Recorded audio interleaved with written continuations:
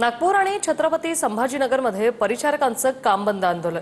विदर्भातील परिचारकांचं काम बंद आंदोलन।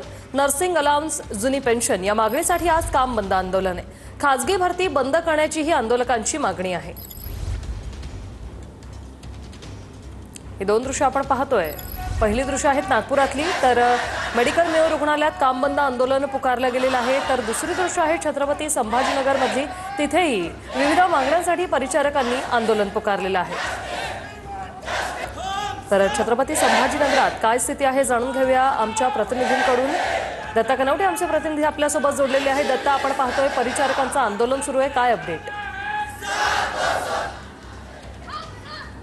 नक्कीच आज परिचारिकांच्या वेगवेगळ्या मागण्यांसाठी परिचारिकांचं आंदोलन सुरू आहे। छत्रपती संभाजीनगर शहरातील घाटी रुग्णालय आहे, जे सर्वात मोठं मराठवाड्यातलं रुग्णालय मानलं जातं। याच रुग्णालयामधल्या या सगळ्या परिचारिक आणि परिचारकांनी काम बंद आंदोलन केलेलं आहे। त्यांच्या वेगवेगळ्या मागण्या आहेत, ज्यामध्ये जुनी पेन्शन योजना आहे, त्याचबरोबर पगार वाढ आहे, कंत्राटी भरती रद्द करण्याची सुद्धा मागणी आहे। यासारख्या अनेक वेगवेगळ्या मागण्या घेऊन हे सगळे कर्मचारी एकत्रित जमलेले आहेत। घाटी रुग्णालयाच्या आवारामध्ये एकत्रित येऊन या सगळ्या कर्मचाऱ्यांनी राज्य सरकारच्या विरोधात जोरदार घोषणाबाजी सुरू केलेली आहे। त्यांच्या मागण्यांची सुद्धा या ठिकाणी घोषणाबाजी सुरू केल्याचं आपल्याला पाहायला मिळत आहे। आणि अशा पद्धतीने त्यांनी काम बंद ठेवलेलं आहे। काम बंद ठेवल्यामुळे आरोग्य सेवेवरती सुद्धा परिणाम होतोय। मात्र लवकरात लवकर आमच्या मागण्यांची दखल घ्यावी अशा स्वरूपाची भूमिका जी आहे ती या सगळ्या नर्सेस आणि नर्स ब्रदर्सची आहे।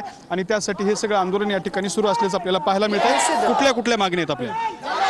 महाराष्ट्र राज्य परिचारिका संघटना ही एक राज्यातील एकमेव शासन मान्यताप्राप्त संघटना आहे आणि ही नेहमी आंदोलन सुरू आहे मागण्यांसाठी। तर अशा पद्धतीने वेगवेगळ्या मागण्यांसाठी हे आंदोलन सुरू आहे। धन्यवाद दत्ता, तुम्ही दिलेल्या या माहितीसाठी।